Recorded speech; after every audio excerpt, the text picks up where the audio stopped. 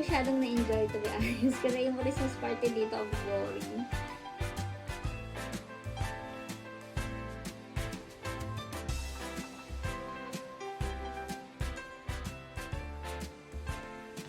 Hi guys! Hello! Time check. It's 1:42 in the afternoon. Hello!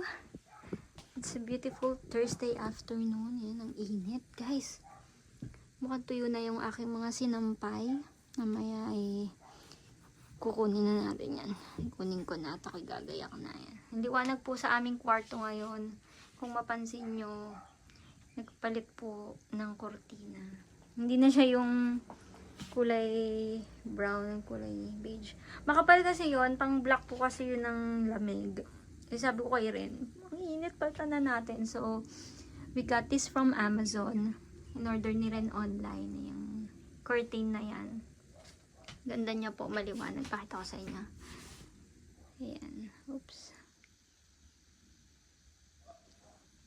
Ganda. And, also, we got this cover, chair cover sa Amazon din. Kasabay po ng curtain na yan. Curtain. And ng pansit canton ng Migoreng. Kasi may minimum order, guys. Merong minimum order dun sa Amazon. And para free delivery siya. Kailangan ma-reach yung minimum order. So, ito binili ni Ren. Tsaka tong curtain. And then yung Migoreng. Tapos nauna pang dumating yung Migoreng. So, yan. Ang aliwalas ngayon dito sa kwarto namin. And even the table, guys, hindi na po siya makalat. Yan. Kung mapapansin nyo, minimalist na siya. Bali, dalawa na yung monitor namin kasi si Ren ay mag-start na po siyang mag-work from home tomorrow. So, for the next couple of weeks, this will be Ren's mini office working space. Medyo maliit lang yung spasyo. Yan lang po kasi nga po lumapad na yung bed namin.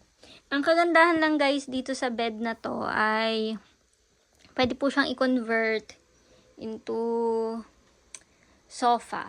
Ayan. So sabi ko kay Ren, pag gagamitin niya, di-convert na lang niya. Lalo't nasa work naman ako. Wala ako dito sa bahay. Si Ren magdadala pa siya ng isang laptop. May uuwi pa siyang isa pang laptop. Hindi ko nga dito. Dahil yun ang kanyang work laptop. Doon siya magko-connect para magamit naman itong monitor na to. Ayan. So, ito po yung galing sa trabaho niya. And ito naman po yung dito sa bahay. And itong office chair naman na to, itong swivel chair ay bigay po ito kay Ren. So, paano ba magkakasya si Ren dito? Eh, ako nga medyo hirap. Ayan. Okay naman. Kasya naman po ako. Naitataas ko pa nga yung ako. Yun nga lang, hindi siya maiikot-ikot. O, yan. So, pag si Ren, gusto niyang iikot tong swivel-swivel tong chair na to, edi gawin niyang sofa itong bed. Pero pag ako ang mag-work dito, okay. Nakakatuwa kasi guys, work from home na si Ren. And, next year, January yata or February, meron na siyang regular na shift for work from home. Meron na siyang chair, so mas magiging komportable siya sa kanyang work from home setup. Gusto ko palang i-shoutout si Maricel, guys. Si Maricel, siya yung nagdala ng monitor ni Ren and itong chair. Galing sa kanya tong chair. So ito, Maricel, binilhan namin siya ng ng cover. Yan. Thank you dito sa chair mo. Itong monitor naman na to, guys. Galing sa office nila Ren. Si Maricel yung nagdala. Yung katrabaho ni Ren. Kasi nga, si Ren, diba? Nagko-commute. Eh, si Maricel na siyang car.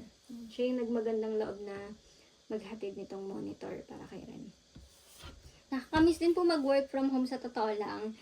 Makwento ko lang before coming to Australia. Yun po talaga ang trabaho ko ay freelancer. And matagal din po ako naka-work from home. Ilang taon din, even nung pandemic. Kasi, di ba, meron kaming Shopify business ni Ren. Meron kaming online store. And then, nag-work din ako as FA sa ProLife UK before. And, yun nga, yung aking freelancing job, nag-work po ako as freelancer. And, Yung pagiging freelancer ko guys, naka-declare po yun sa GTE nung nag-apply kami ng student visa. Di ba sa GTE, kailangan mo i-explain doon bakit kailangan kasama bakit ka kailangan kasama ng dependent, or yung dependent mo, bakit mo kailangan. So sa GTE, in-explain doon yung trabaho ko naman po ay freelancer, and anywhere in the world pwede ko siyang gawin. Nakakamiss mag-work. Talagang pinili ko lang ang trabaho dito sa Australia. Kasi ako naman, versatile naman po ako kahit saan ako ilagay. Sanay po ako sa iba't ibang trabaho. Ngayon, nasa retail industry po ako. Na-enjoy ko po yung retail industry dito kasi malaki po yung kita kumpara dun sa atin sa Pilipinas. As long as minimum naman, nandun siya sa bracket, why not?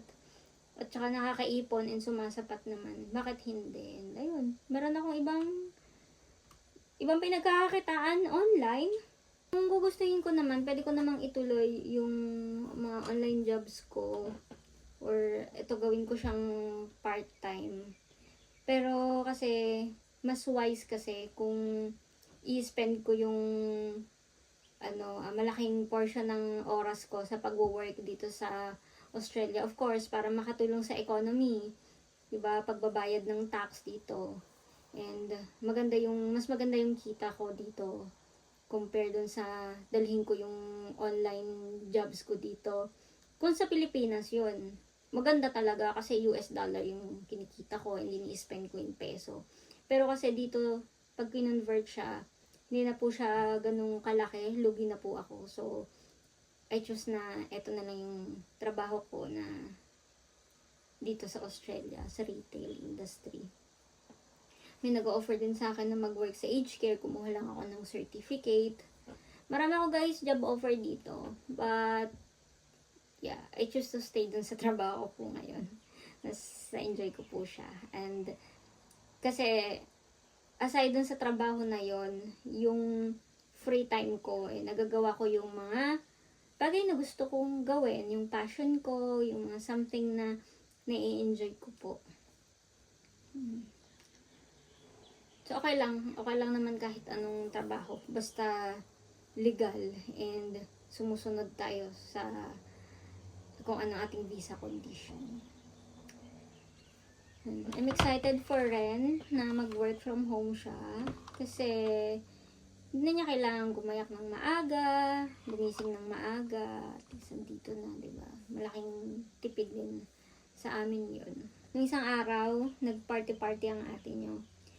We had our company's year-end get-together. And hindi ko masyadong na-enjoy, to be honest. Kasi yung Christmas party dito, ang boring. Like, mga finger foods lang. Tapos, may stub lang para sa drinks. Hindi ko masyadong enjoy yung ganong vibes. Kasi hindi rin naman po ako mahilig uminom. Hindi rin ako nagbabar. Yung Christmas party namin, yung parang year-end get-together na yun, sa bar siya ginanap. So, yung mga kabataan, sila talaga yung mga nag-enjoy. Ako galing kasi ako ng corporate, and one of the admin ako, tapos isa ako sa mga punong abala sa Christmas party ng company. So, parang na-miss ko yung ganon. Ibang-iba po talaga yung Christmas party dito, tsaka yung Christmas party sa atin sa Pinas. Kasi sa atin, mga bongga din yung mga pinaparaffle, diba? Tapos masaya talaga yung pagkain, may buffet, tapos may mga raffle items, tapos bongga yung mga prizes, diba? Tapos may mga presentation pa, per department. So, masaya siya, masaya. Pero dito, wala talaga. Talagang get together lang na getting to know each other ng mga katrabaho mo na hindi trabaho lang yung pag-uusapan nyo. Finger foods lang. And then, ilang piraso lang yung mga niraffle na item. Pero, okay naman. Ganun talaga yung dito Ganun talaga yung nakasanayan dito. So, it's okay. Wala lang, nakwento ko lang na nakakamiss yung mga Christmas party sa Pilipinas and even yung mga get-together sa atin sa Pilipinas pag ganitong season. Ano oras na ba? 1:54 ng hapon. Ako igagayak na kasi po magkikita pa kami ni Ren. Pupunta ako ng Paramata. Late night shopping ngayon guys, Thursday. So open ang shopping centers kapag Thursday up to 9 p.m. So baka meron akong something na mabili naman for myself. Or para dun sa mga pinupuno kong balikbayan box. Baka naman sale. Black Friday, hindi ako nakapag-shopping ng Black Friday kasi wala lang. Ganon din naman ang presyo ng iba. Same lang.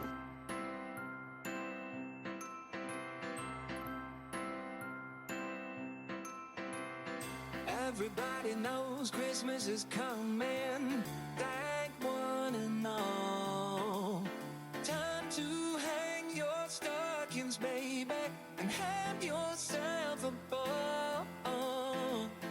People all over this big world, they're getting ready to play. Na kami magastos dito. Kaya ayoko pumupunta dito magastos. Hindi na lang ako. Gusto ko to. Dahil minsan lang ako pumunta dito sa Paramata, bibili ako nito. Sarap yan eh. Yung mini lang. Mini. Ayun, gusto ko yun. Sige, bibili ako. Dalawa.